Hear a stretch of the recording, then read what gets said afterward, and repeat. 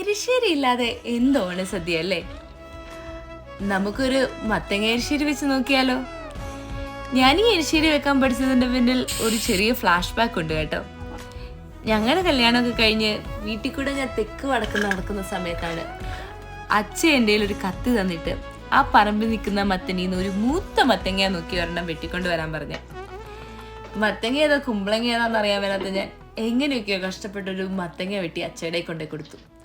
അപ്പോൾ അച്ഛയ്ക്ക് ഒരാഗ്രഹം, മൂത്ത മരുമകളുടെ കയ്യിൽ നിന്ന് അത് വെച്ചിട്ട് എന്തെങ്കിലും ഉണ്ടാക്കി കഴിക്കണമെന്ന്. പംകിൻ സ്പൈസ് ലാത്തെ ഉണ്ടാക്കണോ അതോ പംകിൻ പൈ ഉണ്ടാക്കണോ എന്നുള്ള കൺഫ്യൂഷനിൽ ഞാൻ നിൽക്കുമ്പോൾ അമ്മ എന്നെ നൈസായിട്ട് അടുക്കളയിലോട്ട് വിളിച്ചുകൊണ്ട് പോയി എരിശ്ശേരി വെക്കാൻ പഠിപ്പിച്ചു. അമ്മയുടെ സീക്രട്ട് റെസിപ്പി അടിച്ചു മാറ്റിയതാണെങ്കിലും അന്നത്തെ ക്രെഡിറ്റ്സ് മുഴുവൻ എനിക്കായിരുന്നു കേട്ടോ. നിങ്ങളും ഈ ഓണത്തിന് ഈ സ്പെഷ്യൽ റെസിപ്പി ട്രൈ ചെയ്ത് നോക്കില്ലേ? അപ്പോൾ എല്ലാവർക്കും തിരുവോണാശംസകൾ.